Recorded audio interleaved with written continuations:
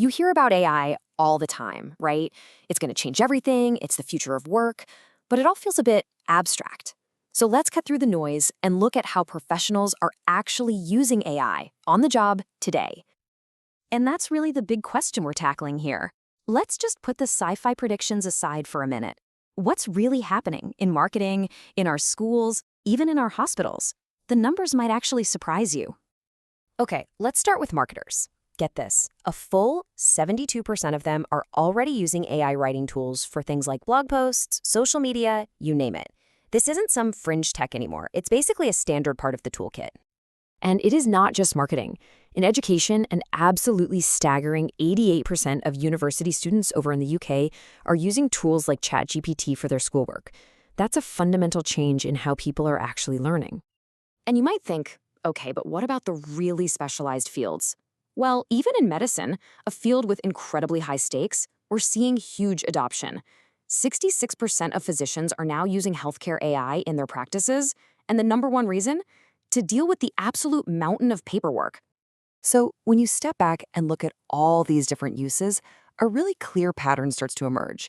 You can pretty much boil down every use case to AI playing one of three main roles. It's more than just a tool. It's really becoming a new kind of partner at work. So, role number one, and this is the one you see everywhere, is what I like to call the tireless assistant. I mean, think about the perfect intern, one who never needs a coffee break, never makes a typo, and just handles all that repetitive, boring, busy work that slows everyone down. A fantastic example of this in action is the AI scribe in healthcare. Basically, it just listens in the background during a doctor's conversation with a patient. The second that visit is over, boom, a perfectly structured clinical note is ready. All the doctor has to do is give it a quick review and sign off. And this, right here, shows you the real human impact. This isn't about replacing anyone. It's about giving them back their time. I love how one physician put it, it's a huge cutback on pajama time. You know, those late nights spent catching up on paperwork? That's not just a small efficiency gain, that's literally giving people their evenings back. And this tireless assistant idea isn't just for doctors. It's everywhere. So yeah, it's drafting clinical notes, but it's also whipping up lesson plans and quizzes for teachers. It's handling insurance claims, building entire email campaigns, and writing all those tedious meta descriptions for websites. It's the grunt work, just gone. Okay, so that's the assistant. Now let's talk about role number two, which builds on this. Beyond just doing tasks, AI is also becoming a kind of personal guide. This is all about providing one-on-one, personalized help for things like training, learning, and support, but at a massive scale. And this is a huge shift in how we think about scale. I mean, for hundreds of years, education has been one teacher trying to reach a classroom of, say, 30 kids. AI completely flips that script. Suddenly, it's possible to have a personal, one-on-one tutor for every single student. For medical students, this is an absolute game changer. They can now practice their communication skills with AI-powered virtual patients. They can see hundreds of patients, encounter rare diseases, make mistakes in a safe space, and just learn, all on their own time, without needing expensive actors.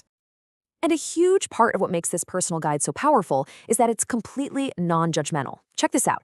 A full 2/3 of patients say they're actually more comfortable booking appointments for sensitive things, like mental or sexual health, with a chatbot instead of a person. It creates safe space. All right, so AI is our assistant, it's our guide. But the third role is maybe the most powerful of all, the insight engine.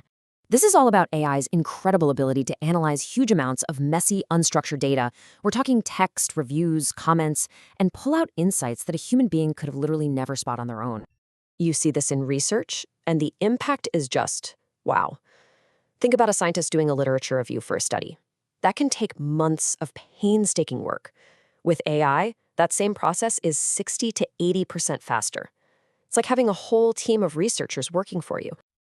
And it is the exact same story in the business world. A whopping 91% of marketers say AI helps them discover valuable insights from their customer data way, way faster than they could before. It's just a massive accelerator.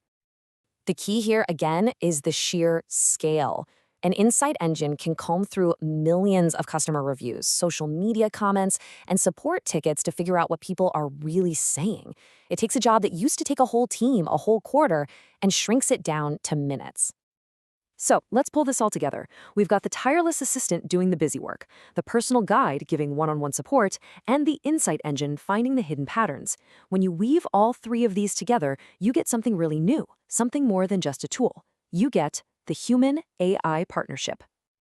But let's be real, this partnership isn't all sunshine and rainbows. The upside is huge, lower costs, more access for people, and just way higher productivity. But you've got to be aware of the risks, like AI making things up, or really serious concerns around data privacy and bias. So the billion-dollar question is, how do you do this right? How do you make it work safely?